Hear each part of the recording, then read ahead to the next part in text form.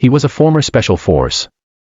When his former friends were fighting for money, he decided to fight both Russian Mafia and Chinese Triads not for money, but for one innocent little girl. And he really did diabolically unimaginable to them.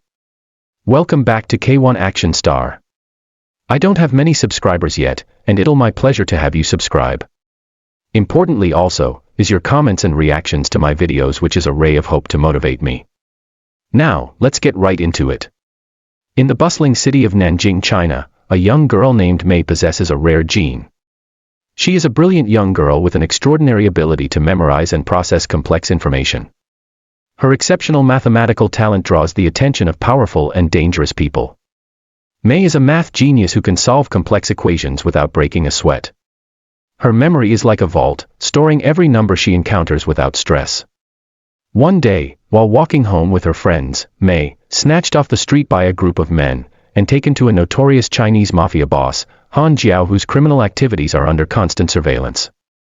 The mafia boss needs someone like May to keep track of a shady dealings without leaving any paper trail. Initially May resists, but when Han threatened her mother's life, she has no choice but to comply. To keep her hidden, Han entrusts her to Chang, one of his loyal but brutal gang members in New York City, who takes May and disguises her to look like his daughter. Meanwhile in New Jersey, a former cop turned cage fighter named Luke is in the middle of a brutal fight, and his life soon spirals into despair after he unintentionally wins the fixed fight he was supposed to lose by accidentally knocking out his opponent into coma, thereby winning the fight and making the Russian gangster losing a fortune he had placed on bet because of the loss. As punishment for violating the fix, the Russian gangster's son, Vasily, kills Luke's pregnant wife and warns him that anyone he cares about will suffer the same fate. Stripped of hope, Luke becomes a homeless wanderer in New York City. Crushed by his loss, Luke doesn't even fight back. Luke is frustrated, and with nowhere to turn, he heads back to New York, where he ends up living on the streets. Completely broken and homeless. 1 year after, May is still working for the Mafia gang. Chang takes her out on regular China rounds through Chinatown, where she memorizes the profits and losses of various businesses. These shop owners are forced to pay a portion of their earnings to the gang, making May a valuable asset. Over time, she becomes well versed in the ruthless world of gang business. Luke, on the other hand, is barely surviving in a filthy homeless shelter. One night, he meets a man with no shoes and badly affected. Feeling sorry for him, Luke gives him his shoes. As he wakes up next morning, he finds the man dead. His throat slit and the shoe he gave him stolen. Life on the street has been nothing short of a nightmare for Luke. Back in Chinatown, a woman who works with Chang approaches May late at night with a devastating news. Her mother has passed away. In China, after the longest time of not seeing or speaking with her. The next day, Han arrives in New York for the first time since May was brought over. He gives her a piece of paper with a strings of numbers and instructing her to memorize them. May does as he says in just a split second. Knowing they must be crucial because Han immediately burns the papers, Chang then takes her to another location where she is told she'll have to memorize another very humongous set of numbers upon arrival. But before they even reach their destination, they are ambushed by the Russian gang led by Emil, the very same man responsible for Luke's pregnant wife's death. The Russians want May because of the valuable information stored in her memory. This ambush results in a violent shootout, and the Chinese gangsters working for Han are overpowered. The Russian successfully kidnaps May and takes her away. Elsewhere, when a stranger steals Luke's breakfast money, his day goes from bad to worse. As he tries to scrounge up something to eat, he bumps into an old colleague from his days on the police force. Recognizing Luke, the cop and his buddies drag him to an abandoned building. These cops, as it turns out, were not there to save or help Luke. Instead, are still angry at him for exposing their corrupt ties to local gangsters years ago. They then beat him up and mocked him, but Luke doesn't fight back. At the end of the brutal session, one of the cops hands Luke his gun and charging him to kill him. Luke refuses and walks away. He certainly looks battered but not broken. Meanwhile, May is taken to Emil, who demands that she recite the number she's memorized all along. It's then that May realizes that the woman who informed her of her mother's death had been working with Emil all along. The woman pressed on May to give up the code, but May, presuming that the woman will be killed once she's no longer relevant to them. And sure enough, the Russians shoot her on the spot. May knows she'll meet the same fate if she reveals the numbers, so she keeps quiet. Just then, Captain Wolf, a corrupt cop who used to work with Luke, shows up at the Russian hideout. He's not there to enforce the law but to carry out orders from Han, the Chinese mafia boss. Emil offers Captain Wolf a hefty chunk of bribe to turn a blind eye and let them be. And expectedly the crooked cop takes the deal, leaving the Russians to their business. In the midst of all of that, May manages to slip away unnoticed. As both a Russian and Chinese gang scramble to find her, May ends up at a subway station exactly where Luke is contemplating suicide and taking his own life. Just moments away from Luke jumping off the track is when he locks eyes with May, a terrified little girl, and this very contact changes everything from that very moment, as he also spots one among the Russian thugs who murdered his wife chasing after May. While May tries to escape and evade capture, the gangsters are hard on her heels. Sensing that this innocent little girl is in grave danger, Luke decides to intervene. He clings to the side of the moving subway car, taking out the Russians one by one. Just quickly, one of them recognizes Luke as someone from their previous encounter.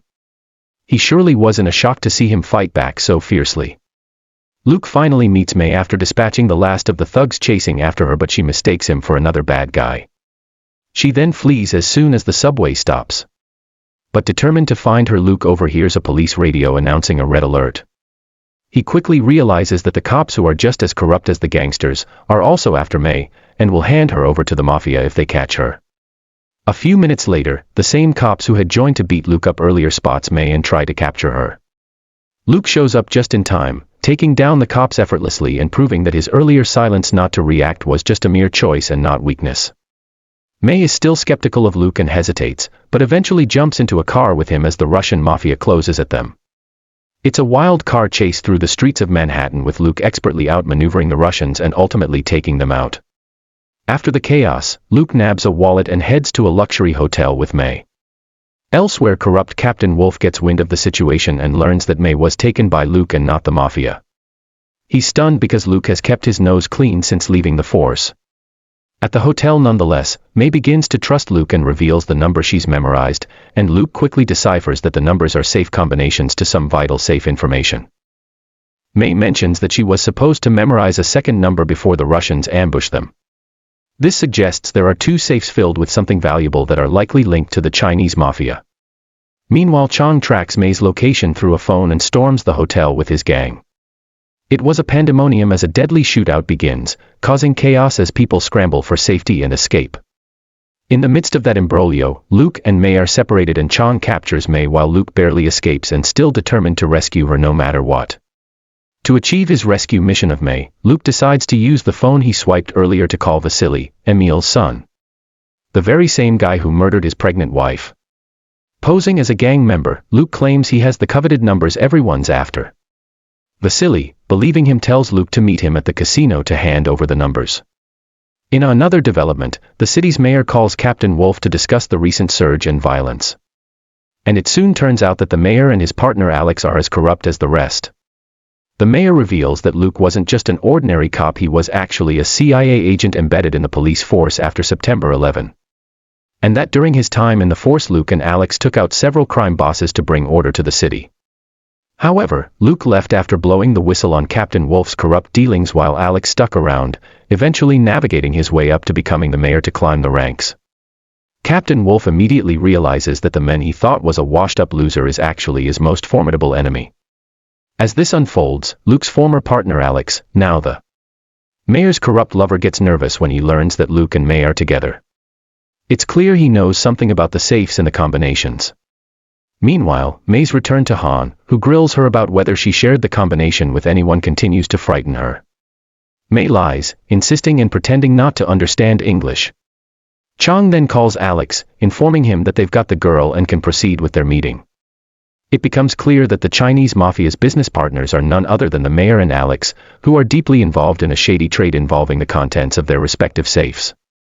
Luke arrives at the casino where he ambushes Vasily's crew and takes some of them hostage, planning to use him as leverage against him.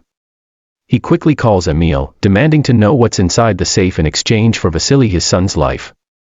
Emil spills the beans. The Chinese Mafia gang safe contains $30 million, while the mayor's safe hold an exchangeable stuff of equal worth.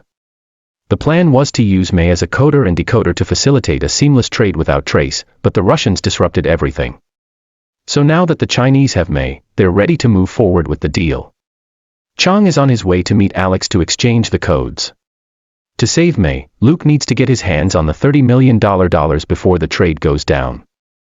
But he, nonetheless, knows he can't do it alone, because the safe is buried deep in Chinatown and guarded by the most dangerous members of the Chinese Mafia. So Luke turns to his former cop buddies for help, and they agree, but only because of the money. The group storms the hideout, resulting in a brutal shootout that leaves several gangsters and cops dead.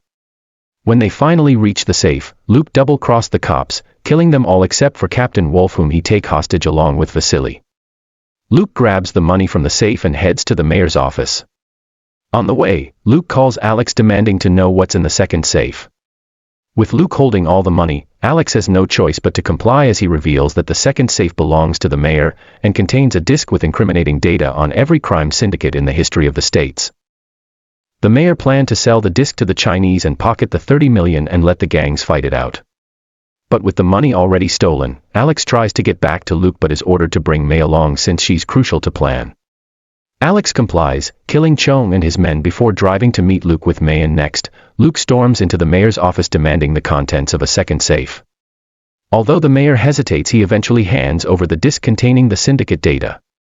Luke knocks him out and heads off to meet Alex as promised. Now in possession of both the money and the information, Luke holds all the cards. But Alex has one last trick up his sleeve. When they meet to exchange May for the money, Luke proposes they settle things with a fight instead. Alex, confident that he could deal with him, gears up for a brawl but was caught off guard when he gets shot in the leg. Seizing the moment, Luke easily finishes him off. With Alex out of the picture, Luke and May are finally free. And not just free, they're extremely rich because they have the money, the disc, and their lives back. Though Luke is not interested in the money. So, to ensure May's safety, Luke lets Captain Wolf go with $50,000 as payoff, and then releases Vasily to avoid retaliations from the Russians. As for Han, Luke sends him the remaining money to keep him from further pursuing after May. And finally, Luke hides the discs and its content in various different secret locations within the city. So if anyone comes after him or May, they'll be a leverage. And in closing, Luke and May drives off, heading to Seattle to start their lives off afresh. Thank you so much for watching. And don't forget to like, share, and subscribe to this channel for more epical movie recaps. See you on our next one. Cheers.